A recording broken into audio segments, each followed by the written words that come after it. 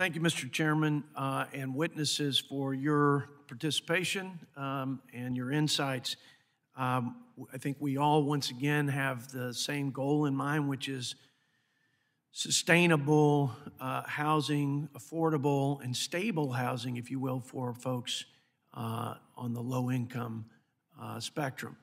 And the question is, how do we best use taxpayer dollars for that public good? And I think one of the challenges, and I talked to Secretary Ben Carson yesterday. I wanted to pick his brain on this. One of the challenges is just having objective data about what programs are working and what programs aren't.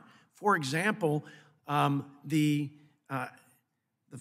fact that we have a homeless rate for African Americans that is roughly the same as it was in the 60s today is a real problem.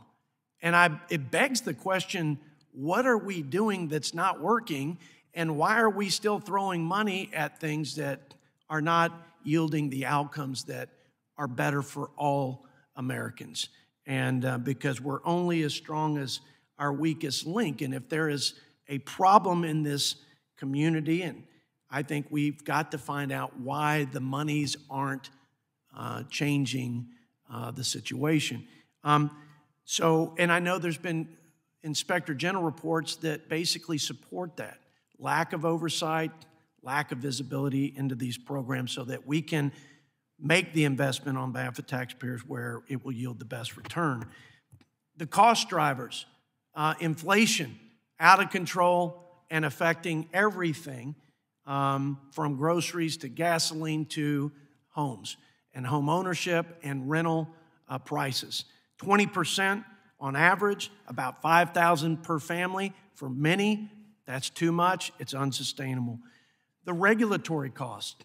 I'm still shocked to know, and this is, of course, data from the National Association of Home Builders, but $90,000+ of the average home cost is in regulatory costs.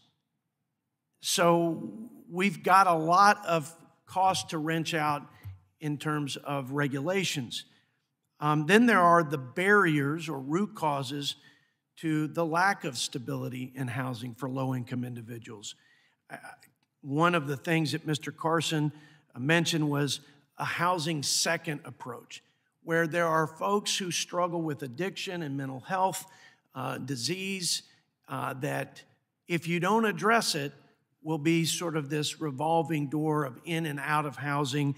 And so let's find out what some of the bigger, deeper challenges are before we just stick people into a housing program.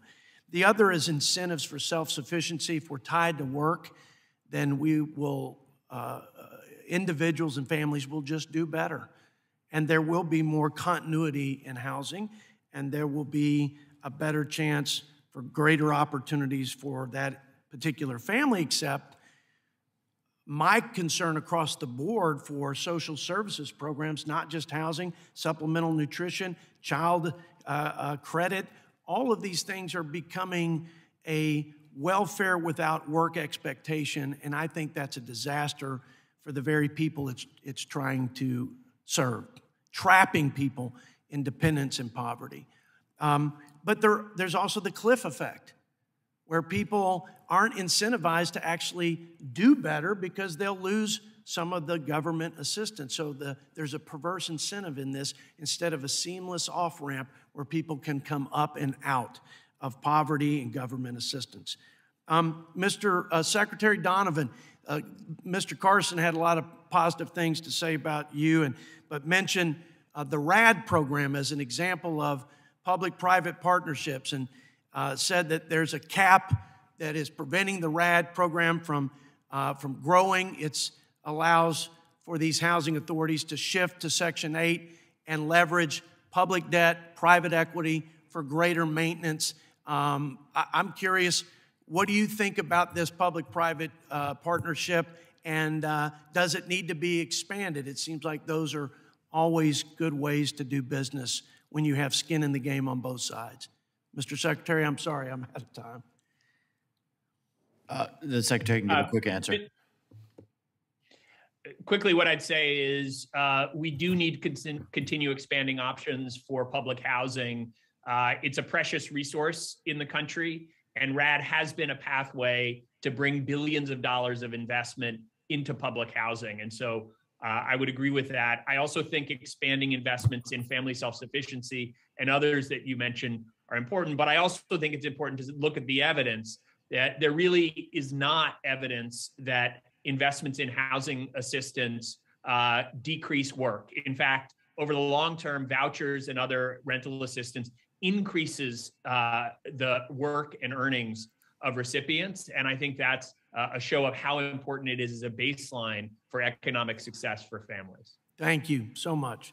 Mr. Chairman. Time has expired. Ms. Jayapal is recognized.